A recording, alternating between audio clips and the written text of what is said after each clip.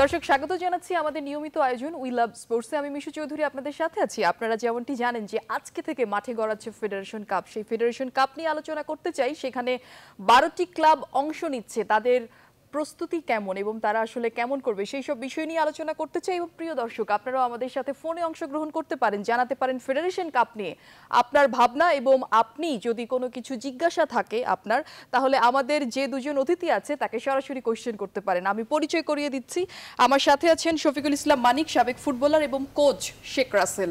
সেই সাথে আছেন সত্যজিৎ দাস রূপু, সাবেক ফুটবলার ও ম্যানেজার ঢাকা আবাহনী। দুজনকে স্বাগত জানাচ্ছি।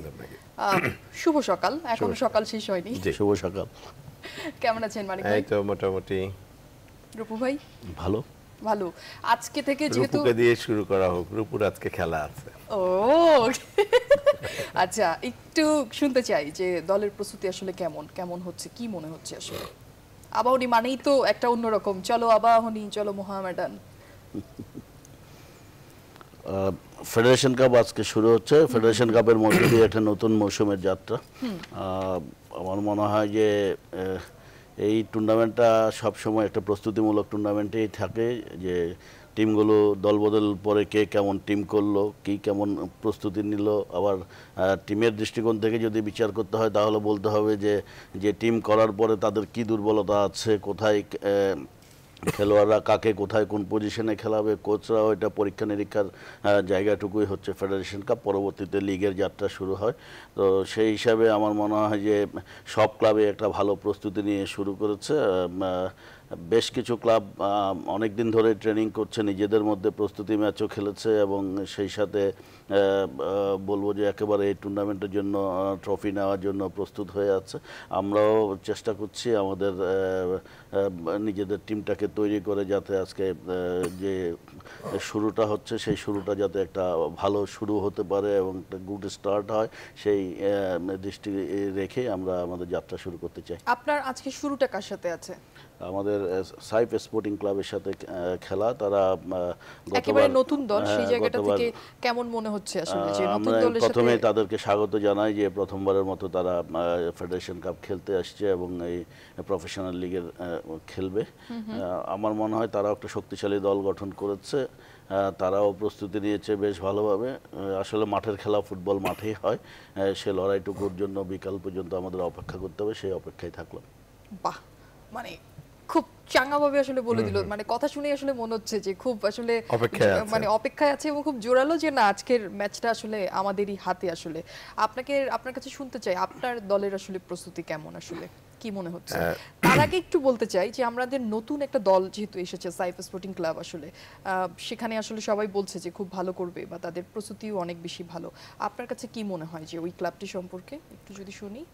না, সাইফ যখন গত বছর চ্যাম্পিয়ন্স লিগ থেকে কোয়ালিফাই করলো প্রিমিয়ার লিগে খেলার জন্য, তখনই ভালো দল গঠন করেছিল এবং তার সাথে কিছু ভালো খেলোয়াড় অ্যাড করেছে এবছর। এবং ভালো খেলোয়াড় মানে আমাদের দেশের নামি দামি কিছু খেলোয়াড়কেই পেয়েছে তারা, এবং শক্তিশালী coaching staff, foreign coaching staff আছে তাদের। প্রথমে একটা গ্রুপ ছিল, পরবর্তীতে তারা প্লেয়ার আছে মানিক ভাই, তপু বর্মন। হ্যাঁ, তো অনেক তপু বর্মন, হেমন্ত, তাকে বোধহয় 50 লাখ টাকা দিয়ে আসলে নেওয়া হয়েছে। না, অনেক টাকার অঙ্কটা আমরা নাই বলি, ভালো মানের খেলোয়াড় নিয়েছে এতটুকুই আমরা জানি। এবং আমি মনে করি যে তাদের কোচিং স্টাফও ভালো, প্রিপারেশন আমি মনে করি ঢাকা আবাহনীর পরপরই সাইফের প্রিপারেশন অত্যন্ত ভালো, কারণ দীর্ঘদিন যাবৎ তারা ট্রেনিং করে আসছে, বাংলাদেশের বাইরেও করেছে। Dhaka Abahani limited FC cup খেলছে, তাদের প্রস্তুতি অনেক ভালো। ফেডারেশন কাপের দুটি দলই খুব ভালো প্রিপারেশনে আছে। আর শেখ রাসেল, চট্টগ্রাম আবাহনী, ঢাকা মোহামেডান। এটা কেন বলছি মানিক ভাই, যে আমাদের যখন নতুন কোনো আসলে দল থাকে তখন দেখা যায় যে আসলে যারা হয়তো পারফরমেন্স করছে, বাজেট সবকিছু মিলে এক ধরনের একটা টিম আসলে আমরা সাজাই। সেই জায়গাটা থেকে এই দলটি আসলে সেরকম না, তারা আসলে বেশ ভালোভাবে সাজিয়েছে তাদের দল, এবং তাদের দল থেকে কিন্তু তপুর নামটা বারবার করে উঠে এসেছে। জায়গাটা থেকে একটু মানিক ভাই, রূপু ভাই, আপনার কাছে কি মনে হয় যে এই যে নামগুলো আসলে আসছে, সেইখানে কি আবাহনীর কোনো ভয় পাবার জায়গা আছে? আমি প্রথমে বলেছি মাঠের খেলা মাঠেই প্রমাণিত হয়। আসলে তারা একটা শক্তিশালী দল গঠন করেছে, আমি তাদেরকে স্বাগত জানাই। এবং খেলোয়াড়রা যদি ভালো পারিশ্রমিক পায় সেটাও আমাদের জন্য আসলে আনন্দের। আমিও একসময় খেলোয়াড় ছিলাম। যেভাবে পারিশ্রমিক পাচ্ছে আমার মনে হয় সেটা ধরে রাখার জন্য দরকার পারফরমেন্স। তারা যদি আগামীতে আরো ভালো পারফর্ম করে তাদেরকে হয়তো আরো বেশি মূল্যায়ন করবে দলগুলো। মানিক ভাই যেটা বলছিলেন, আমি যেটা বলতে চাই শুধু তপু বর্মন না, হেমন্ত আছে, তারপরে ইয়াসিন জামাল খান ভুঁইয়া আছে, জুয়েল রানা আছে, অনেক কিছু কয়েকটা ভালো প্রমিজিং ভালো খেলোয়াড় রয়েছে তাদের, যারা একটা দলকে সুন্দর পারফর্ম করার জন্য অবদান রাখতে পারে এবং সাথে ফরেন প্লেয়ারও আছে। তো আমি সেই ক্ষেত্রে আমি মনে করি ঢাকা আবাহনীও ভালো দল, অত্যন্ত ভালো দল। তাদের যদিও ঢাকা আবাহনী থেকে 5 জন খেলোয়াড় সাইফে চলে গেছে, তাদের রিপ্লেসটাও ঢাকা আবাহনী খুবই ভালো করেছে আমার কাছে মনে হয়েছে, কোনো অংশে কম না যাদেরকে নিয়েছে। তো সবকিছু বিবেচনা করলে আজকের খেলাটি অত্যন্ত আকর্ষণীয় হবে আমি মনে করি। উদ্বোধনী ম্যাচ, সবার একটা আশা থাকে যে উদ্বোধনী ম্যাচটা খুব ভালো হোক। কে জিতবে আমি বলতে চাই না, কারণ আমিও আরেকটি দলের কোচ, আরেকটি দল অংশগ্রহণ করবে। আমি মনে করি একটা সুন্দর খেলা হবে এবং ভালো পারফর্ম করবে সবাই। আমি একটু আপনার দল সম্পর্কে শুনতে চাই, আপনার প্রস্তুতি সম্পর্কে শুনতে চাই যে কেমন আসলে নিয়েছেন প্রস্তুতি। আমি মোটামুটি খুব খারাপ না, 5-6 সপ্তাহ হয়ে গেছে আমারও ট্রেনিং।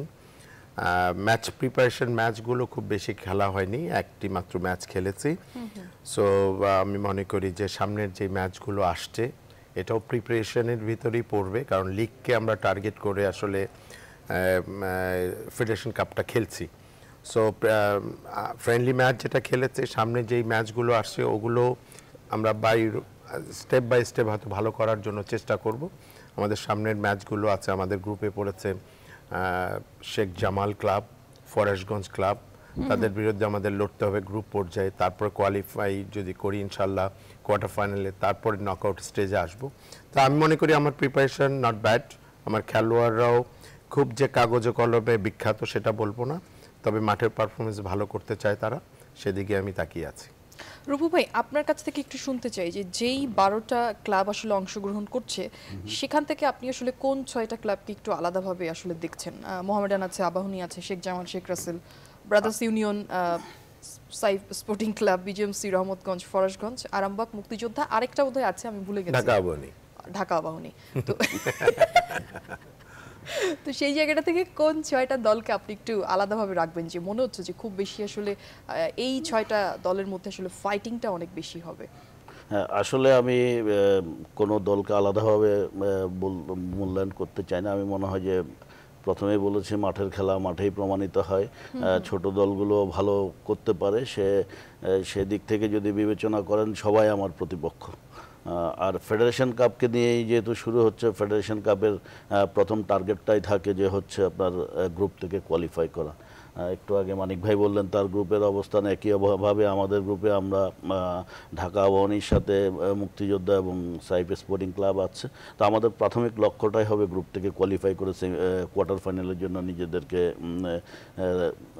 নিজেদেরকে যাতে আমরা ওই পজিশন নিতে পারি। তাই আমি বলবো যে ফার্স্ট ম্যাচটা খুবই গুরুত্বপূর্ণ। আজকের খেলাটুকু দিয়ে যদি একটা টোন সেট করা যায় সেটাতে আগামীর পথ চলাটা সহজ হয়। আর এমনি যদি আপনি টিমের বিশ্লেষণ করতে যান যে হয়তো প্রাথমিকভাবে আপনি খেলা না দেখে কীভাবে বিচার করবেন, বিচার করতে হলেই বলতে হবে যে আমাদের প্রতিষ্ঠিত খেলোয়াড়রা কে কোন দলে আছে। তো এই দিক থেকে যদি বলেন যে আপনি 6টা টিমের যদি আপনারা অনেকেই সমমানের টিমই বলতে পারেন। সাইফ স্পোর্টিংয়ের কথা বললেন, শেখ রাসেল, মোহামেডান, চিটাগাং আবাহনী, শেখ জামাল, ঢাকা আবাহনী, এরপরের দিকে রহমতগঞ্জ, আরামবাগ, ব্রাদার্স ইউনিয়ন, মুক্তিযোদ্ধা, এরা সবাই কাছাকাছি আছে। সেই সাথে আরেকটা জিনিস কিন্তু এবার বিবেচনায় নিতে হবে আপনাকে, ফরেন প্লেয়ারের কোটা কিন্তু 2টা 3টা নয়। তো 2টার পরিবর্তে থার্ড প্লেয়ারটাও আবার প্রয়োজনে মাঠে আসতে পারবে। তো এই ক্ষেত্রে আবার দলগুলোরও নিশ্চয়ই কৌশল নির্ধারণের একটা বিষয় থেকে যাবে, কে প্রপারলি তাদেরকে ইউটিলাইজ করতে পারছে। এগুলি সব কিছু বিবেচনা নিয়ে আমি বলবো যে সব দলই ফেডারেশন কাপের জন্য শক্তিশালী। কিন্তু গতবারের যদি একেবারে গতবারের রেজাল্টটা তাকায়, আরামবাগ কিন্তু ফাইনাল খেলেছিল। মানিক ভাই, আমি একটু আপনার কাছে শুনতে চাই যে একই কোশ্চেন আসলে আপনার কাছে রাখতে চাই যে যেই 12টা দল আসলে খেলছে সেখান থেকে আপনার কাছে প্লেয়ারগুলো আসলে সবাই খুবই পরিচিত, তাদের সাথে আপনার ওঠা বসা, সেই জায়গাটা থেকে দল কিভাবে সাজিয়েছে সেটাও আপনি আসলে জানেন, দেখেছেন আসলে সবকিছু মিলিয়ে আপনার কাছে কি মনে হয় যে ফাইটিংটা আসলে কার সাথে হবে, এটা একটা ব্যাপার। আরেকটা আপনার কাছে একটু শুনতে চাই, যেহেতু আমাদের বিদেশি কোথায় এবার আসলে কম, সেখান থেকে প্লেয়াররা আসলে সুযোগ পাচ্ছে, পারফরমেন্সের জায়গাটা আসলে প্লেয়াররা কতটুকু ভাবছে তাদের মেলে ধরবার ব্যাপারটা। আসলে এসপার দ্য পেপারস কয়েক কিছু দল ভালো হয়েছে পেপারস অনুযায়ী। সো ফুটবল মাঠের খেলা, গতবার আর টুর্নামেন্ট হলো একটু নকআউট খেলা, যেহেতু কার কখন কপাল খুলে যায় বলা মুশকিল।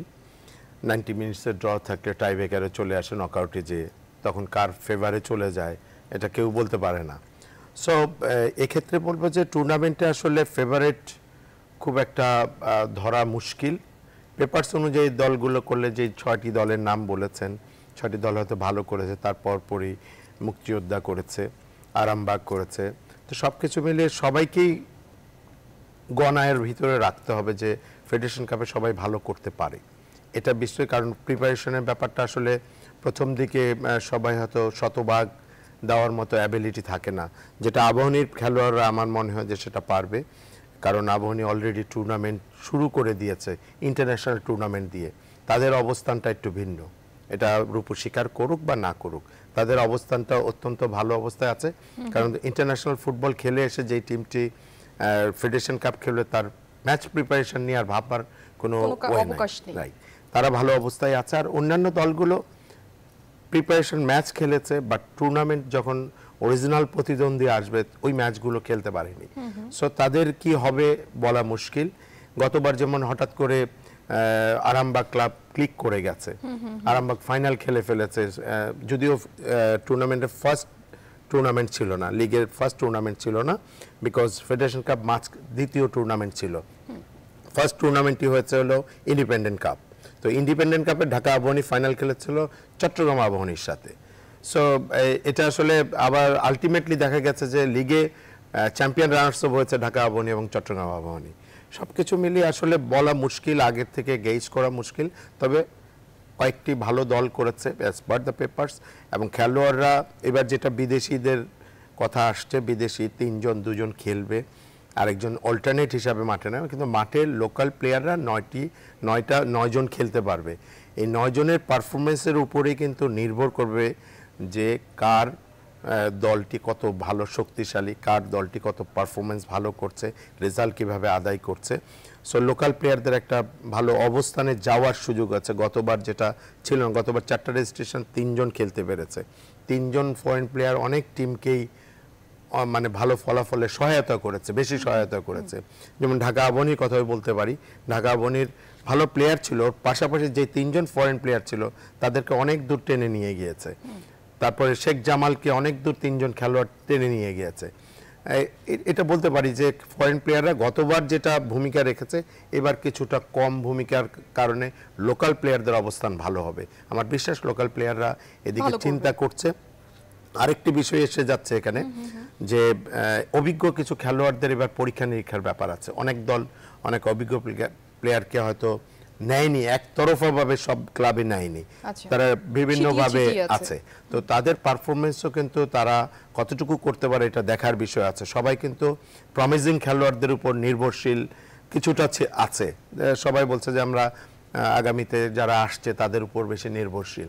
সো অভিজ্ঞ খেলোয়াড়রা সেদিকে হয়তো তাদের পারফরমেন্স বেটার করার জন্য তারা শতভাগ দেওয়ার চেষ্টা করবে। তার মানে আমি যদি বলি যে এইবার আসলে যেহেতু বিদেশি প্লেয়াররা নাই, সেই যে মানে বলছি যে কম আর কি 2 জন যেখানে, তো সেইখান থেকে আসলে আমাদের বাংলাদেশি প্লেয়ারদের সুযোগটা অনেক বেশি এবং পারফরমেন্স সে আপনার মানে আমাদের অভিজ্ঞ হোক আর প্রমিসিং হোক, আসলে পারফরমেন্সটা অনেক বেশি জরুরি আসলে এই জায়গা থেকে। আমি একটু আপনার কাছে শুনতে চাই যে ক্লাবগুলো আসলে 5টা ক্লাবে বোধহয় বিদেশি কোচ দিয়ে তারা আসলে খেলছে, সেখান থেকে আসলে বাংলাদেশি কোচের কথা আমি যদি বলি যে বাংলাদেশি কোচ আসলে কেন নেই বা কেন আসলে ক্লাবগুলো সেই জায়গাটাতে আমাদের দেশি কোচ আসলে এক্সপেক্ট করছে না। বা করছে কি করছে না এটা একটু শুনতে চাই আপনার কাছে। আসলে এটা ক্লাবগুলোর নিজেদের স্ট্র্যাটেজিক ব্যাপার, তারা নিজেদের আপনার ক্লাবও পরিকল্পনা, বোধহয় বিদেশি কোচ। হ্যাঁ ক্লাবগুলো তাদের পরিকল্পনা যেভাবে সাজানো সেভাবে সাজিয়েছে। আবার যারা আমাদের দেশি কোচ এস্টাবলিশড কোচরা আছে তাদেরকে নিয়েও দল গঠন করা হয়েছে। এটা শুধু যদি বলতে হয় একেবারে যে ক্লাবগুলো যারা যে ক্লাবগুলো নিজেদের দলটা গুছায় এটা তাদের মানসিকতা বা তাদের হয়তো চিন্তাভাবনার উপরে নির্ভর করছে। কিন্তু আমি যদি আপনার ক্লাবের কথা বলি যে আপনার ক্লাব আসলে কোন মানসিকতা থেকে বিদেশি কোচকে আসলে তারা নিয়েছে, এটা কি আমাদের পারফরম্যান্স যদি নাকি? আপনার বিবেচনায় নেন আমাদের গত 6, 7, 8 বছর যদি যান প্রতিবারেই কিন্তু বিদেশি কোচরাই আমাদের টিমটাকে রান করেছে। সেই দৃষ্টিকোণ থেকে এবারও আমাদের বিদেশি সংযুক্ত হয়েছে। আচ্ছা মানিক ভাই, আপনার কাছে একটু শুনি যে আপনি কিভাবে, একটু অন্যরকম ব্যাখ্যা আপনার কাছে আসলে চাই। ঠিক সেম আবার বলেন না যে রুশন ভাইয়ের সাথে আমি একমত প্রকাশ করছি। না, একমত না, ডেফিনেটলি ক্লাবগুলোর। আচ্ছা আমি একটু শুনি, তার আগে দেখি কে আছে আসলে সাথে। দর্শক কে আছেন সাথে, আপনার নাম বলে প্রশ্নটি করুন। বলছিলাম। হ্যালো, জি আমি গাজীপুর থেকে বীর রহমান বলছিলাম। আমি জি বলুন, আমরা সবাই শুনছি। আপনি টিভির ভলিউমটা একটু কমিয়ে তারপরে কথা বলুন। আচ্ছা, আমি যে প্রশ্নটা করতে চাচ্ছি সেটা হচ্ছে আমরা দেখছি আমাদের সারা বিশ্বে যে ভালো ভালো দলগুলো ফুটবল খেলে, তো তারা বিশ্বকাপের মতো বড় একটা টুর্নামেন্টেও যদি কোনো ধরনের সলভ করে, তাও দেখা যায় ফাইনাল ম্যাচও তারা যদি হারে, তো তারা পুরো তাদের যে ফুল প্যানেল সবাই পদত্যাগ করে। মানে এখন সারা বিশ্বের সাথে তাল মিলে এত পিছিয়ে গেছে যে আইসিসি যে সহায়ক দেশ, সহকারী দেশ থেকে বাদ করে গেছে। এখন এমন তো অবস্থায় যে আমরা দেখি সবাই পদত্যাগ করে, আর বাংলাদেশের বস তিনি দীর্ঘদিন ধরে দায়িত্ব পালন করছেন, তার কি এখন ওই দায়িত্ব পালন করার মতো তার কি উচিত কিনা? তাই তো আপনার প্রশ্নটি আসলে বুঝতে পেরেছি, ধন্যবাদ আপনাকে।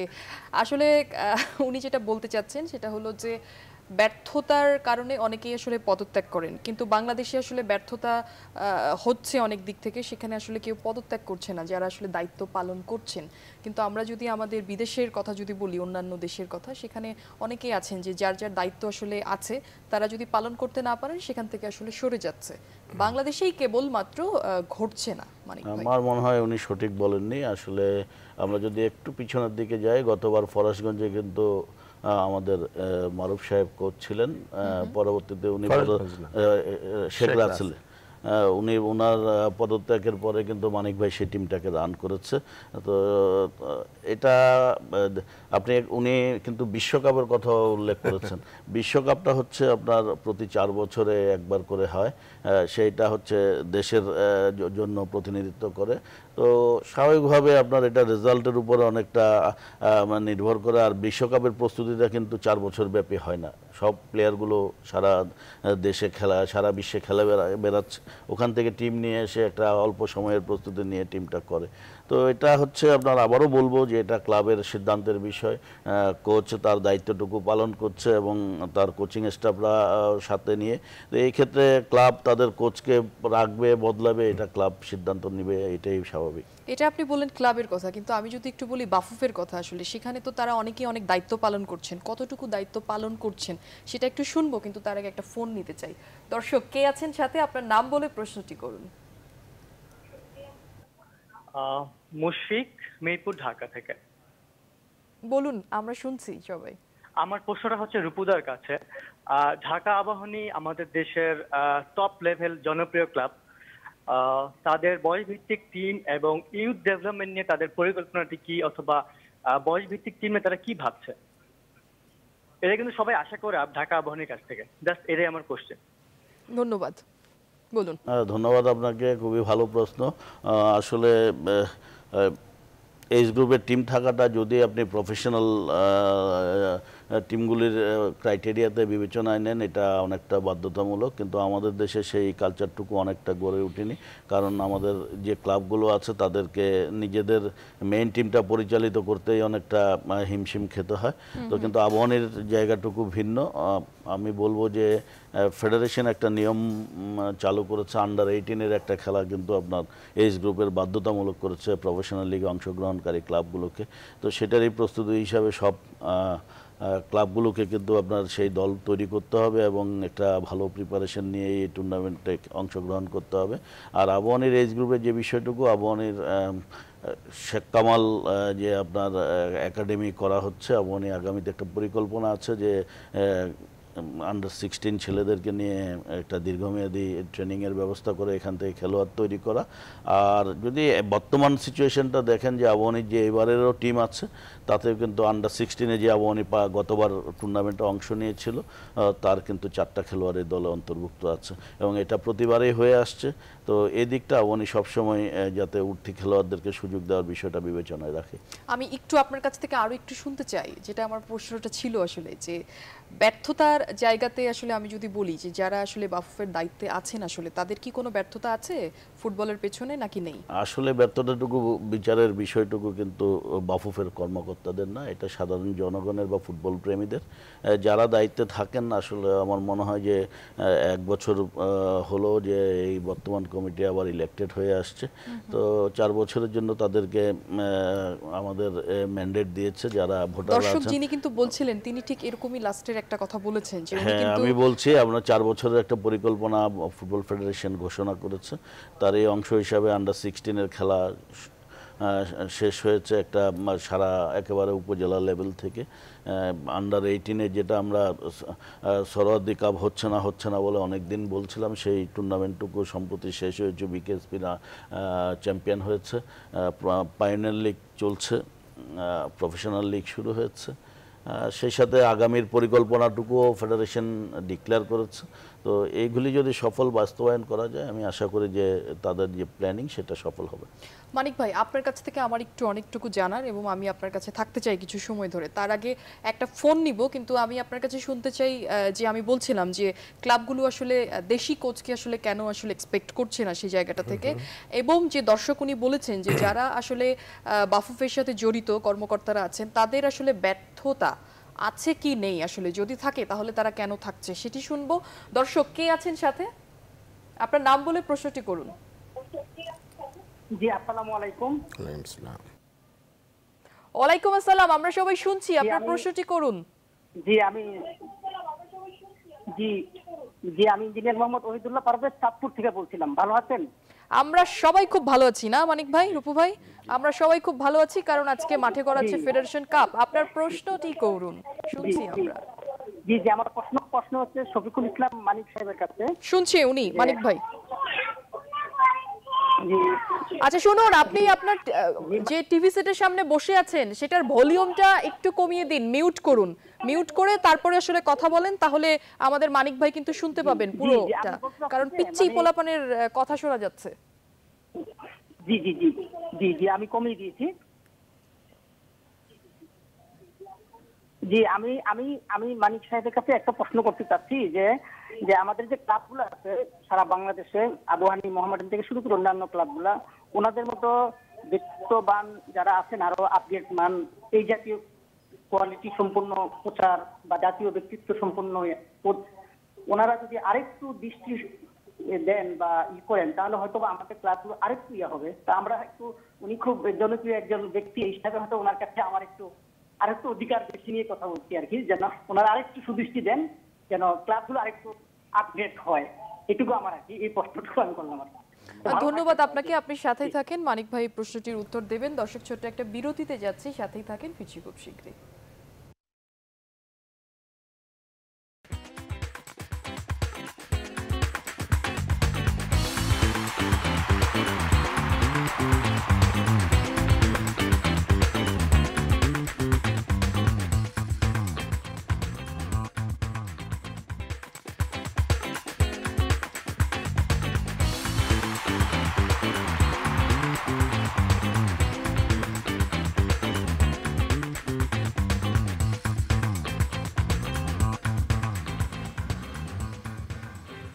আরো একবার স্বাগত জানাচ্ছি উই লাভ স্পোর্টসে। আমি মিশু চৌধুরী আপনাদের সাথে আছি এবং সাথে আছেন শফিকুল ইসলাম মানিক এবং সত্যজিৎ দাস রূপু, দুজনকেই আরো একবার স্বাগত জানাচ্ছি।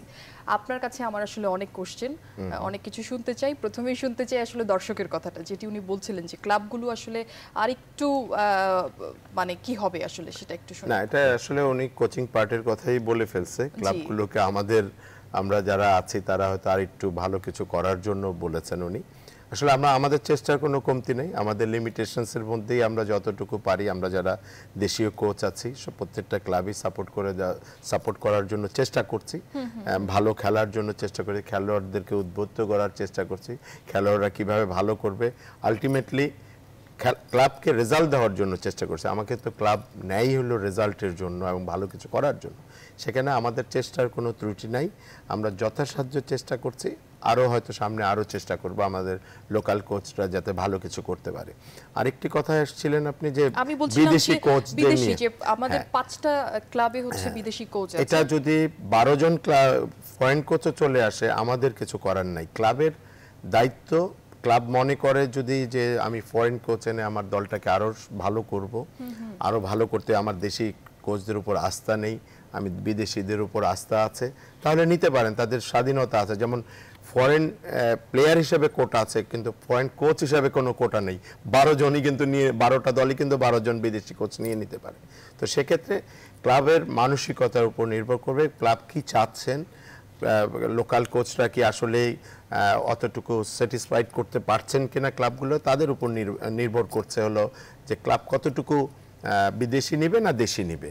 সো এখানে আমাদের কিছু করণীয় নেই, লোকাল কোচরা জাস্ট আমাদের পারফরমেন্সের বিচারে আমরা হয়তো কোনো দল যদি নেয় আমরা সেদিকে আমরা আমি এই প্রসঙ্গে আরেকটু শুনবো একটা ফোন নিয়ে। আগে দর্শক কে আছেন সাথে, আপনার নাম বলে প্রশ্নটি করুন। হ্যালো, আসসালামু আলাইকুম। ওয়ালাইকুম আসসালাম। আমি যশোর রাজধানী থেকে আব্দুল রাজাক বলছিলাম। জি বলুন, শুনছি। আমি রূপুদার সাথে একটু কথা বলছি। শুনছেন রূপু ভাই? নমস্কার রূপুদা, আমি আব্দুল রাজাক যশোর রাজধানী থেকে বলছি। আমি আওয়ামী একজন সমর্থক এবং বাংলাদেশ ফুটবলকে ভালোবাসি। ধন্যবাদ। নমস্কার। আমার প্রশ্ন হচ্ছে দেশীয় স্ট্রাইকার গুলো খেলানোর জন্য এবং বিদেশি যেগুলো ফরেনার আসে ওনাদের যাতে অন্য ডিফেন্স প্লেয়ার কি মিডফিল্ডে খেলানো ভালো হয় এবং দেশের তাহলে স্ট্রাইকার তৈরি হবে এবং আন্ডার 19 এর 4 জন নিবন্ধন করালে ভালো হয় এবং 2 জন বাধ্যতামূলক টিমে খেললে মনে হয় আমাদের পরবর্তী প্রজন্ম তৈরি আসবে। ধন্যবাদ আপনাকে আপনার রূপু মতামত ভাই। হ্যাঁ, ওনার আসলে ওনার চিন্তা ভাবনাটুকু আমাদের সাথে শেয়ার করলেন মনে হয়। আন্ডার 19-এর 4টা খেলোয়াড়, অনেকগুলি টিমে আমার মনে হয় আন্ডার 19-এর বেশ কিছু খেলোয়াড় আছে। এটা যদি একেবারে খুব ভালো পর্যবেক্ষণ করেন খুব গভীরভাবে, আমার মনে হয় যে প্রতি টিমেই আন্ডার 19-এর 3-4 জন করে খেলোয়াড় পেয়ে যাবেন। আর উনি সেটা হয়তো ভাবছেন যে স্টাবলিশড যে আন্ডার 19 আমাদের যদি ওই যে স্টাবলিশড খেলোয়াড় থাকলে তাদেরকে যদি বিবেচনায় নেন তাহলে হয়তো ওনার জন্য সেটা কঠিন হবে। আমি মনে হয় যে এটা তারপরেও ওনার এই পরিকল্পনার কথাটুকু আমি পরবর্তীতে ফেডারেশনে জানাবেন। একটু বোধহয় অ্যাড করা যায় এই কথাটার সাথে, কারণ প্রফেশনাল ফুটবলে আসলে বাইন্ডিংস দিয়ে দেওয়া যে তরুণ একজন খেলোয়াড়কে খেলাতে হবে, এটা না, এটা যার যে মানসিকতা, যে ক্লাবের গুলোর মানসিকতা। আমি কিছু প্রমিজিং 19 প্লেয়ার নিলাম, আমি হয়তো খেলালাম, বাট ফেডারেশন থেকে বাইন্ডিং করে দিবে, বাধ্যতা করে দিবে, এটা পসিবল না, এটা পসিবল না। উনি হয়তো ওইটা ওনার ইমোশন থেকে বলে, উনি হয়তো বলতে পারতেন যে আবাহনীর একটি 19 টিম থাকলে, মোহামেডানের একটি 19 টিম থাকলে, শেখ রাসেলের একটা 19, তাদের ভিতরে খেলা হলে হয়তো অনেক ভালো খেলোয়াড় তৈরি হতে পারতো, বের হতে পারতো। উনি এবার সেই সাথে বলেছিলেন যে স্ট্রাইকারদের সুযোগ দেওয়ার বিষয়টি দেশের এবং ডিফেন্ডারদেরকে, আসলে এবার ফরেন কোটা কমানোর পরে বিভিন্ন পজিশনে বিভিন্ন সময়ে দেশি খেলোয়াড়দেরকে খেলার সুযোগ থাকবে। তো আমি এই ক্ষেত্রে বলবো যে এটা খেলোয়াড়দের কিন্তু দায়িত্ব বেড়ে গেছে। ফেডারেশন সেই পরিকল্পনাটুকু করে দিয়েছে যে দেশি খেলোয়াড়দেরকে তারা যাতে মাঠে খেলতে পারে, তারা যদি প্রপারলি পারফর্ম করতে না পারে ক্লাবগুলো কিন্তু আবার এই সেই বিদেশি কোটাটুকু বাড়ানোর জন্য চাপ তৈরি করবে। এখন দায়িত্বটুকু খেলোয়াড়দের। মানিক ভাই, বিদেশি কোঠা কমানোর জন্য আমাদের বাংলাদেশি ডিফেন্ডারদের আসলে এক ধরনের মানে কি বলে এটাকে, যে মূল্যটা অনেক বেশি হয়েছে ক্লাবগুলোর কাছে আসলে, এবং সেখানে বলতে গেলে যে এক ধরনের উচ্চ মূল্য দিয়ে তারা আসলে কিনেছে প্লেয়ারদের। আপনি এটাকে আসলে কি মূল্যায়ন করবেন? না, খেলোয়াড়ের টাকা পাক বা যার সেটা খুবই ভালো লক্ষণ। না, যার যেই ক্লাবের অর্থ আছে সেই ক্লাব পয়সা দিয়ে খেলোয়াড় নিবে, এটা কারো বাধ্যবাধকতা নাই। আমাকে যদি মনে করে বা আপনাকে যদি মনে করে অর্থ বেশি দিয়ে নিবে, তাহলে কিছু করার নেই। সো সেখানে ডিফেন্ডার অর স্ট্রাইকার কে কত বেশি পেল সেটা না, পারফরমেন্স কেমন করছে, তাদের অর্থের বিনিময়ে যেই অর্থটা পাচ্ছে ওই অনুযায়ী পারফরমেন্স করতে পারছে কিনা খেলোয়াড়ের, কিন্তু এটা বিরাট দায়িত্ব হয়ে যাচ্ছে যে আমি বেশি টাকা পাচ্ছি, আমাকে কিন্তু ওই ধরনের পারফরমেন্স করতে হবে যাতে আমি ভবিষ্যতে আরো বেশি টাকা পাই। এবং অনেকেই কিন্তু আসলে বলেছেন অনেক আগে যে আমরা আসলে বিদেশি প্লেয়ারদের জন্য কিন্তু আমরা কখনো মানে সুযোগটা আসলে কম পাচ্ছিলাম, যে এই সুযোগটা কিন্তু তারা এবার পেয়েছে আসলে।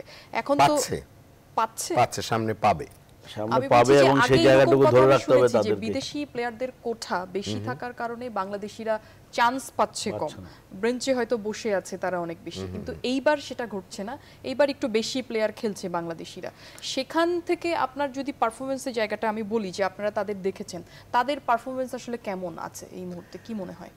লোকাল আসলে কিছু উদীয়মান খেলোয়াড় আছে, প্রমিজিং খেলোয়াড় আছে যারা আসলে ভালো করবে আমার বিশ্বাস। অনেক দলই আছে, আবহনীত আছে, শেখ রাসেলও আছে, শেখ জামালও আছে, ইভেন্দো, মোহামেডান, সব টিমই সাইফে আছে। কিছু প্রমিজিং খেলোয়াড় আছে যারা 19 থেকে 23 পর্যন্ত।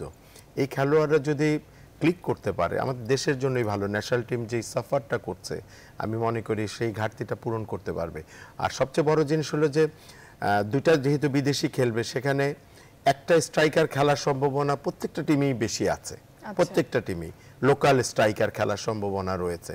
সো এখন লোকাল স্ট্রাইকারদের দায়িত্ব যে তারা প্রুভ করা, ফরেন স্ট্রাইকাররা যেমন গোল পাচ্ছে, গতবার যেমন গোল পেয়েছে অনেক, তাদেরও দায়িত্ব হয়ে যাবে লোকাল স্ট্রাইকার তাদের গোল গেটিং এর ক্ষেত্রে আরো ভালো পারফরমেন্স করা, আরো পটু হওয়া। তো সেটা যদি তারা করতে পারে তাহলে আমাদের দেশের স্ট্রাইকিং ঘাটতি যেটা রয়েছে বা স্ট্রাইকার দেখা যাচ্ছে না, তাহলে হয়তো আমরা সামনের দিকে দৃশ্যমান দেখতে পারবো যে আমাদের অনেক স্ট্রাইকার এসছে। আমি আপনার কাছে যেটা শুনতে চাচ্ছিলাম যে বিদেশি কোচ নিয়ে আসলে কথা বলছিলাম, যে একটু শুনতে চাই আপনার কাছে যে বাংলাদেশি কোচ আসলে যারা আছেন তাদের জায়গাটা থেকে কি আসলে তাদের কোনো ঘাটতি আছে, মানে ক্লাবগুলোকে তারা কি আসলে কোনো মানে সন্তুষ্টি দিতে পারছেন না, এরকম কিছু মনে হয়? না, সন্তুষ্টির ব্যাপারটা হলো ক্লাবের নিজস্ব ব্যাপার। হ্যাঁ, যেমন আমার ক্লাব শেখ রাসেল, গতবার আমি এসেছি, এবার তারা আমার প্রতি আস্থা রেখেছেন যে আবার আমাকে কন্টিনিউ করার সুযোগ দিয়েছেন। তারা তো বিদেশি কোচ আনতে পারতেন, বাট আমার প্রতি তারা স্যাটিসফাইড যে আমি হয়তো ভালো করতে পারবো, আরো ভালো করব, গতবার যতটুকু দিয়েছে তার চেয়ে বেশি হয়তো দিতে পারবো। তো তাদের ইচ্ছের উপর নির্ভর করেছে, এটা তাদের দৃষ্টিভঙ্গির উপর নির্ভর করেছে। আবহানী হয়তো মনে করেছে যে না, আমার বিদেশি কোচ আমাকে বেশি সার্ভিস দিচ্ছে, আমার বিদেশি কোচের উপরে আমি নির্ভরশীল। সো এটা যার যে ক্লাবের কর্মকর্তাদের মানসিকতার উপর নির্ভরশীল এবং তাদের চাওয়ার উপর নির্ভরশীল। সো এটা আমি ব্যক্তি হিসাবে বা আমি একজন কোচ হিসেবে বলতে পারি না যে লোকাল কোচদের কি ক্লাবগুলো নিতে হবে। দেশি কোচ কি আমাদের পর্যাপ্ত পরিমাণে আছে? আমি মনে করি অনেক লাইসেন্সধারী কোচ আছে, সার্টিফিকেটধারী কোচ আছেন, অনেকে বসে আছেন, অনেকে চাকরি পাচ্ছেন না।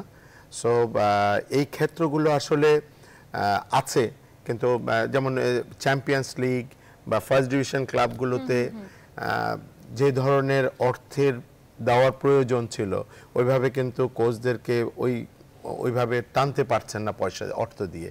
যে একটা ক্লাবে কোচ হয়তো এই লাইসেন্সধারী কোচ বসে আছে, চ্যাম্পিয়ন্স লিগে বা ফার্স্ট ডিভিশনে নিবে বা প্রফেশনাল লিগে সে চান্স পায়নি, ওখানেও কাজ করতে পারে। কাজের ক্ষেত্রগুলো আছে, বাট ক্লাবগুলো হয়তো ওই অর্থ দিয়ে নিতে পারছেন না। কারণ ওখানে আমি যতটুকু জানি খেলোয়াড়দের পারিশ্রমিক অত্যন্ত কম, সেখানে কোচদের কতটুকু পারিশ্রমিক দিবে। তো এই ক্ষেত্রগুলো আছে, বাট ক্ষেত্রগুলো এখন কর্মকর্তারা একটু দৃষ্টিভঙ্গি চেঞ্জ করলে যে একজন ভালো কোচ নিলাম ফার্স্ট ডিভিশনে বা চ্যাম্পিয়ন্স লিগে, তাহলে হয়তো সেখানে এই কোচটা হয়তো কাজ করলে আমাদের ফুটবলেরই ডেভেলপ হবে। কারণ ভালো কোচরা যদি বিভিন্ন জায়গায় কাজ করে তাহলে কিন্তু এই ক্ষেত্রগুলোর মাধ্যমেই কিন্তু ভালো খেলোয়াড় তৈরি হওয়ার একটা পথ খুলে যাবে। হ্যাঁ, তো এবং আমি সেই মনে সাথে করি কিন্তু দেশি কোচরা যে ভালো করছে সেটাই বলছি। সেটাও কিন্তু উঠে আসবে। রূপু ভাই, আপনার কাছে একটু শুনতে চাই যে প্রত্যেকবার আসলে প্লেয়ার যে ট্রান্সফারের যে মানে এক ধরনের একটা বিতর্ক থাকে এবং টাকা পয়সা নিয়ে অনেক ধরনেরই আসলে সমস্যা হয়, তারা বলে থাকেন যে টাকা পয়সা আসলে পায় না। এইবার কি সেরকম কোনো বিতর্ক আসলে ভিতরে ঘটেছে? আমার মনে হয় টাকা পয়সা কি মনে হয় আসলে পায় না এই কথাটুকু আসলে সঠিক না। হয়তো এই ক্ষেত্রে লেনদেনের ক্ষেত্রে সমস্যা থাকতেও পারে। গত কয়েক বছরে যে সমস্যাটুকু আমরা দেখেছিলাম সেই ধরনের সমস্যা মনে হয় এবার এখনো পর্যন্ত আমাদের কানে আসেনি। তো এটা সময়ের পরিবর্তনের সাথে সাথে খেলোয়াড়রাও সতর্ক হচ্ছে, ক্লাবরাও সতর্ক হচ্ছে, আর আমি আশা করছি যে এই বিষয়টুকু আগামীতে হয়তো আরো থাকবে না। মানিক ভাই, আমি একটু বলতে চাই এটা ওটার বলতে সাথে চান? হ্যাঁ, যে এখানে ক্যালেন্ডারের একটা প্রশ্ন চলে আসছে এই বিতর্কের সাথে। যে বাফুফের ক্যালেন্ডার আসলে ক্যালেন্ডারের সাথে এই বিতর্কটা চলে আসছে। রূপু যেহেতু বাফুফেতেও আছে এবং সে কিন্তু এবার সাফারার এই ক্যালেন্ডারের কারণেই। গতবার Sheikh Jamal club AFC cup খেলার কারণে সাফার করেছে। শেষ মুহূর্তে এসে কয়েকজন খেলোয়াড় অন্য টিমে চলে গেছে। যেই দলটি নিয়ে খেলার কথা এএফসি কাপে সেই দলটি নিয়ে খেলতে পারেনি এবং তাদেরকে নিয়ে বিরাট বিতর্ক হয়েছে। কারণ আমরা আগে থেকেই জানি এএফসি কাপ কবে শুরু হবে, কবে শেষ হচ্ছে। তো সেটা অনুযায়ী যদি বাফুফে একটু চিন্তা করতো যে এবারও আবাহনীর ক্ষেত্রে যদি একটু চিন্তা করতো যে মেয়ের জায়গায় যদি জুলাইতে যদি দল বদলের অংশটা দিয়ে দিত, আবাহনী কিন্তু তার পরিপূর্ণ টিম নিয়ে এবার এএফসি কাপ খেলতে পারতো এবং আরো ভালো রেজাল্ট করতো। যতটা খারাপ করেছে ততটা হয়তো মানে খারাপ করেছে মানে কি প্রথম 3টি ম্যাচ তারা খারাপ করে ফেলেছে। তো হয়তো তাদের পারফরমেন্সের বিচারে না, রেজাল্ট খারাপ হয়ে গেছে, হঠাৎ করে 5 জন খেলোয়াড় নাই, এটার একটা এফেক্ট পড়েছে। গতবার যেটা শেখ জামালেও পড়েছিল। তো আমি মনে করি যে এই ক্যালেন্ডারটা যখন তৈরি করে বাফুফে এই ক্লাব এএফসি কাপের খেলাটা নিয়ে কিন্তু ক্লাব কিভাবে এটার ফল ভোগ করতে পারে এই ব্যাপারটার দৃষ্টিভঙ্গি থাকলে কিন্তু আজকে আবাহনীও সাফার করতো না, আমরা এএফসি কাপে ভালো রেজাল্ট করতে পারতাম এবং গতবার শেখ জামাল আরো ভালো রেজাল্ট করতে পারতো। বাট এটা থেকে বঞ্চিত হয়েছে, দেশের সম্মান মানে হ্যাঁ ক্ষুণ্ণ হয়েছে। আমি মনে করি এই ক্যালেন্ডারটা আরো সুন্দরভাবে করা উচিত। প্রবলেম তো আসলে সব সময় প্রত্যেক বছর আসলে থেকে এবার কিন্তু করেছে তারা। আমি শুনবো, আমি একটা ফোন নিতে চাই। দর্শক কে আছেন সাথে, আপনার নাম বলে প্রশ্নটি করুন। আমার নাম হচ্ছে শৌকত হবিগঞ্জ থেকে বলছি। আমার প্রশ্নটা হচ্ছে মানে ইন্ডিয়াতে আপনার প্রিমিয়ার লিগ শেষ আর এখন বাংলাদেশের মনে করেন যে কাপ দিয়ে শুরু হয়, মানে এই মানে ক্যালেন্ডার গুলো মানে আরো আগে মানে করা কি যায় নাকি? ধন্যবাদ আপনাকে। দর্শক, ছোট্ট একটা বিরতিতে যাচ্ছি, সাথেই থাকেন, ফিরছি খুব শীঘ্রই। ফিরে এসে আমরা কথা বলবো ফেডারেশন কাপ নিয়ে।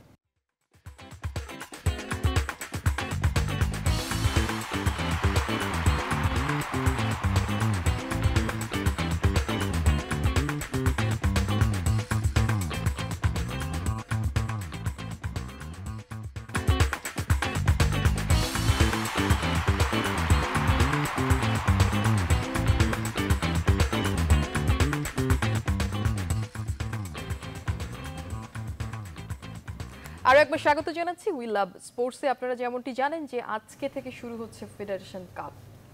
আমরা সেই বিষয় নিয়ে আলোচনা করছি। মানিক ভাই, আপনার কাছে একটু শুনতে চাই যে আপনি ফেডারেশনের ব্যর্থতা নিয়ে আমরা আসলে কথা বলছিলাম। রূপু ভাই যেটা বলেছেন যে আসলে তারা সঠিক পথেই আসলে এগোচ্ছে, আপনার কাছে কি মনে হয়? আমার কাছে ফেডারেশনের আসলে ব্যর্থতার যেটা সবাই দেখছে যে আসলে ব্যর্থ কি ব্যর্থ না। তবে আমি সবচেয়ে বেশি বলবো যে যারা কাউন্সিলর, যারা ভোটে তাদেরকে নির্বাচিত করেন, তারা সবার আগে বুঝতে হবে ফেডারেশন ব্যর্থ কি ব্যর্থ না। আমরা যারা বাইরে আছি তারা বলবো, পেপার প্রেসে বলবে, যারা কাউন্সিলর যারা ভোট দেন, যেহেতু গণতান্ত্রিক উপায়ে তারা নির্বাচিত হন, সেখানে তাদের দায়িত্ব হয়ে যায় ফুটবলকে আসলে বাঁচানোর জন্য কি করা উচিত। যদি ব্যর্থ হয়ে যায় ফেডারেশন, তাহলে ভোট দিবেন না তাদেরকে আগামী বছর, বা এই বছর কেন দিলেন যদি ব্যর্থই হয়ে থাকে। তো কাউন্সিলরদের উদ্দেশ্যে বলবো যে কাউন্সিলররা যাতে বুঝেন যে আমাদের ফুটবলটা কোন দিকে যাচ্ছে, বাফুফে কি ব্যর্থতা পর্যবসিত হচ্ছে কিনা, ব্যর্থতা নিয়ে গ্লানি নিয়ে তাদেরকে সরে যেতে হবে কিনা, এটা কাউন্সিলরই একমাত্র পারবে। ইভেন তো বিশেষ ইয়ের মাধ্যমেও কিন্তু সম্ভব মানে ভাই, হয়। আমি যদি যদি একটা কথা- বাংলাদেশ ফুটবল ফেডারেশন ব্যর্থ হয়ে থাকে তাহলে অনেক কিছু কাউন্সিলরদের দ্বারাই সম্ভব হয়, কিন্তু সেটা কাউন্সিলরই একমাত্র বলতে পারবেন। কারণ আপনি বললেই শুধু ব্যর্থ হবে না, ব্যর্থতায় পর্যবসিত হতে হবে ভোটের মাধ্যমে। আমি মনে করি যেহেতু গণতান্ত্রিক অধিকার দেওয়া হয়েছে কাউন্সিলরদেরকে, তারাই নির্বাচিত করেন এবং কাদেরকে নির্বাচিত করেন তারাই জানেন। তো তাদের কিন্তু শুধু ফুটবল ফেডারেশনের দায় দায়িত্ব থাকে না, কাউন্সিলরদেরও দায় দায়িত্ব থাকে। আমি যদি এইখানে একটু বলি যে সবাই যদি আসলে নিজের স্বার্থের জন্য আসলে কাজ করেন, ফুটবলের কথা যদি আসলে না ভাবেন, সেই জায়গাটা থেকে আসলে ফুটবল আসলে কিভাবে আসলে এগোবে। এবং ওই জায়গাটা থেকে আমি যদি বলি যে আপনি কাউন্সিলের কথা আসলে বলছেন, তারাই যদি ঠিক করে নেয় যে আমি এত টাকা দিচ্ছি, আমাকে তোমরা এই ভোটগুলো আসলে দিয়ে দিবা, এরকম কিন্তু ঘটনা আছে। আমি এর আগে যারা গেস্ট ছিলেন ফুটবল নিয়ে, সেখানে আমি কথা বলেছি এবং তারা কিন্তু এই ধরনের কথা বলেছে। তো সেখান থেকে নিজ স্বার্থে আসলে তারা কাজ করছেন, সেখানে কি আসলে ফুটবলের কথা ভাবছেন? না, আপনাকে আর আমাকে স্বীকার করে নিতেই হবে, অনৈতিক কাজ যদি করে থাকে তাদের ধরার দায়িত্ব কিন্তু অনেকের রয়েছে। হ্যাঁ, যদি এই কথাগুলো এসেই যায়, যদি প্রমাণ থেকে থাকে, তবে অবশ্যই দেশের আইন আছে, সব কিছু আছে, আমরা তো আইনের বাইরে নই, এবং সেই আইনের মাধ্যমেই তাদেরকে আসলে বিচার করা সম্ভব। যারা ফুটবলের যদি ক্ষতি করে থাকে এই ক্ষেত্রে এইভাবে, তাহলে তাদের দায় দায়িত্ব থেকে যায়, তারা আইনের বাইরে যেতে পারে না। অনৈতিক কাজ তো আমরা প্রশ্রয় দিতে পারি না। সো আমি মনে করি যে এখন দৃষ্টিভঙ্গি চেঞ্জ হওয়া উচিত মানুষের সবাইরই। ফুটবলকে যারা ভালোবাসে, সত্যিকার ভালোবাসা উচিত। শুধু অর্থ কেন, অর্থের পাশাপাশি নিজের ভালোবাসা, নিজের নৈতিকতাও তো আছে, সেটাও ভাবা উচিত। আমি মনে করি বাংলাদেশ ফুটবল ফেডারেশন চেষ্টা করছে এখন, এই বছর আমি জানি না আগামী 4 বছর তারা কি করবেন। তারপরে হয়তো একটা সময় আসবে যা আবারও কাউন্সিলররা তাদের ভোট দিবেন, নির্বাচিত করবেন, কাদেরকে করবেন না তাদের উপর ছেড়ে দিতে হবে। তবে আপনি বাইরে থেকে আরও প্রকাশ্যে হয়তো অনেক ভালো কিছু বলতে পারবো, যাদের কান পর্যন্ত পৌঁছানো দরকার, কাউন্সিলরদের কান পর্যন্ত, সেখানে যাতে আমাদের কথাগুলো ঠিকমতো পৌঁছায় এবং বাংলাদেশের ফুটবল যাতে এগিয়ে যায়, সেটার জন্য আমরা সবাই মিলে চেষ্টা করলে অবশ্যই আমি মনে করি নৈতিকতা বিরোধী কাজগুলো থেমে যাবে। আচ্ছা, আপনি একটু বয়স ভিত্তিক দল নিয়ে আসলে বলতে চাচ্ছেন, একটু শুনতে চাই আপনার কাছে। আচ্ছা, আমি যেটা রূপকে বলছি, যেটা আবাহনীর কথা বললো, আমি শুধু রূপর এই 16 আর 18 নিয়ে না, আবাহনীর মতো দলকে আমি মনে করি, যদিও অবকাঠামোগত একটু সমস্যা আছে যে কোথায় রাখবে না, অন্যান্য দেশের এই পপুলার দলগুলো এজ গ্রুপ টিমগুলো কিন্তু লালন পালন করে। তো আমি মনে করি যে মোহামেডান, আবাহনী যারা আছে, শেখ রাসেল, শেখ জামাল, তাদের অবকাঠামো আছে, অ্যাটলিস্ট ক্যালেন্ডারটি একটু ছোট করে, যেটা 10 মাসের খেলা হয়, আসলে আমাদের 8 মাসের বেশি কিন্তু খেলা হয় না। বাংলাদেশ প্রিমিয়ার লিগের কিন্তু 8 মাসেই শেষ হয়ে যাওয়ার কথা টুর্নামেন্ট এবং লিগ নিয়ে, আর 4টি মাস কিন্তু এজ গ্রুপের খেলাগুলো নিয়ে কিন্তু প্রত্যেকটি দলে কিন্তু মেতে থাকতে পারে। তাহলে আমাদের ইয়াং জেনারেশন যারা ফুটবল খেলবে, ফুটবলকে যারা ভালোবাসছে, তারা কিন্তু আস্তে আস্তে ফুটবলের দিকে মনোনিবেশ করবে। তো আমি মনে করি যে এই জায়গাটুকুতে ক্লাবগুলোর দায়িত্ব আছে, ক্লাব ফেডারেশনগুলোকে ক্যালেন্ডারের সময়টা একটু কমিয়ে নিয়ে এসে এজ গ্রুপের দিকে নজর দেওয়া। কারণ আমাদের ভালো খেলোয়াড় আছে, খেলছে ভালো, মানে বাংলাদেশে অনেক ছড়িয়ে ছিটিয়ে অনেক ফুটবলার খেলছে, বাট ভালো ফুটবলার তৈরির জন্য, পরিবেশের জন্য ক্লাব কিন্তু একমাত্র ফেডারেশন না, আমি বলি ক্লাবের ছাতার নিচে যদি আসতে পারে ওই খেলোয়াড়গুলো, তাহলে হয়তো আস্তে আস্তে ক্লাবও হয়তো এই যে প্রমিজিং খেলোয়াড়দের আস্তে আস্তে নিজের টিমে নিতে পারবে, এবং ভবিষ্যতে এই যে কম খেলোয়াড় বলছি, এখান থেকে হয়তো আমরা কম পাবো। আমার মনে হয় যে ফেডারেশন এটা বাস্তবায়নের জন্য যথার্থই পদক্ষেপ নিয়েছে। আন্ডার 18-এর একটা বাধ্যতামূলক করেছে, এর আগে সেটা আন্ডার 16 ছিল। ক্লাবগুলো স্বাভাবিকভাবে এই আন্ডার 18-এর ছেলেদেরকে নিয়ে একটা শক্তিশালী দল গঠন করে ক্লাবের সুনামের জন্য তারা এই খেলায় অংশগ্রহণ করবে। আমার মনে হয় যে শুধু এই টুর্নামেন্ট খেলেই যেন ক্লাবগুলো তাদেরকে ছেড়ে না দেয়, তাদেরকে নিয়ে দীর্ঘমেয়াদী একটা পরিকল্পনা করে, তাহলেই হয়তো এটার সুফলটুকু আগামীতে পাওয়া যাবে। আমি জাস্ট বলতে চাচ্ছিলাম স্টেপগুলো, যেন 18 সরাসরি কেন, এটা 14 থেকে যেতে পারে, 14, 16, 18, তাহলে হয়তো গ্রাফটা অনেক সুন্দরভাবে এগোবে এবং টেকনিক্যাল পার্টগুলো আমাদের বলতে হবে আমাদের দেশের ক্লাবগুলো সীমাবদ্ধতা রয়েছে, সেটাই সেটাকে মেনে নিয়েই ফেডারেশনকে আন্ডার 18-এ গিয়ে যেতে হয়েছে। সেটা হচ্ছে ক্লাবগুলোর এই দাবি, কারণ তারা চাচ্ছিল যে আন্ডার 18-এ যে খেলোয়াড়দেরকে নিয়ে তারা এই টুর্নামেন্টটুকু খেলবে, হয়তো এখান থেকে কিছু খেলোয়াড়কে পরবর্তীকালে তারা তাদের মূল দলে অন্তর্ভুক্ত করতে পারবে। তো আন্ডার 14 আন্ডার 16-এরও আস্তে আস্তে এর আগের বার আন্ডার 16 হয়েছে। তো এটা ধাপে ধাপে হয়তো যখন ক্লাবগুলো নিজেরা স্বয়ংসম্পূর্ণ হবে, এই ধরনের 3টা টিম পরিচালিত করার মতো ক্ষমতা ক্লাবগুলো থাকবে। শুধু আবাহনী বা শেখ রাসেল বা শেখ জামাল মোহামেডানের হলে হবে না, এটা সব কটা টিমেরই হতে হবে। সবাইকে সমভাবে চিন্তা করে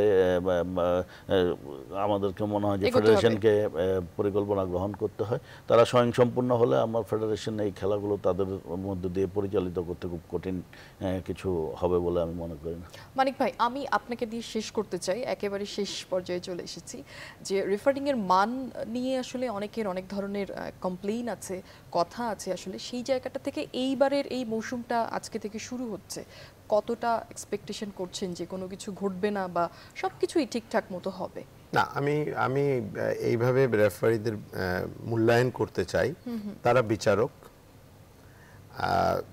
ফেডারেশন তাদেরকে দায়িত্ব দিয়েছেন যে খেলা পরিচালনা করার দায়িত্বে, এবং এই বিচারকের দায়িত্ব হবে, আমরা যতগুলো দল আছে এক একটি দল অনেক অর্থ ব্যয় করে কিন্তু দল গঠন করে, তাদের একটা আশা নিয়ে, একটা ভিশন নিয়ে ফেডারেশন কাপ চ্যাম্পিয়ন হবো বা লিগ চ্যাম্পিয়ন হবো বা ইন্ডিপেন্ডেন্ট কাপ চ্যাম্পিয়ন হবো, তাদের এই বাসিতে যাতে তাদের আশাটা একদম বিফলে না যায়, বাসি মানে সঠিক বাসিটা যাতে হয়, যাতে ভুল কম করে, ভুল মানুষ মাত্রই ভুল, যতটা কম করা যায় বিচারক যাতে মানে হ্যাঁ মানুষ মাত্র, আমি যেহেতু চোখে দেখা জিনিস অনেক সময় ভুল করে ফেলতে পারি, বাট খুব বেশি যাতে দেখা না যায়। তো সেই ভুলটা যাতে যত কম হবে, আমাদের খেলা টিমগুলোর জন্য তত মঙ্গল, খেলোয়াড়দের জন্য তত মঙ্গল, এবং আমি মনে করি রেফারিরা এই দায়িত্ব পালন করবেন এবং আমাদের টিমগুলোর আস্থাভাজন হবেন, যাতে আমরা মনে করি যে হ্যাঁ এই রেফারিটা ভালো, এই রেফারিটা যেদিন বাজাবেন সুন্দর খেলা পরিচালিত হবে। তবে রেফারিবাসী কেউই সন্তুষ্ট হয় না, যারা হারেন তারা সবসময় অভিযোগ করেন, আমিও করি, বাট তারপরেও যত কম করা যায় আমরা যাতে রেফারিকে সুন্দর দৃষ্টিভঙ্গিতে দেখতে পারি, এই ধরনের বাঁশি যাতে ওনারা বাজান। আপনাদের দুজনকেই ধন্যবাদ জানাচ্ছি এবং আপনাদের টিমের জন্য আমার তরফ থেকে থাকছে শুভকামনা। টিম দুজনেরই আসলে ভালো করুক। আসলে দর্শক, এই ছিল আমাদের আজকে থেকে ফেডারেশন কাপ শুরু হতে যাচ্ছে। সবাই মাঠে যান, ফুটবল দেখুন এবং ফুটবলকে উৎসাহিত করুন। এতক্ষণ সাথে থাকার জন্য ধন্যবাদ জানাচ্ছি সবাইকে।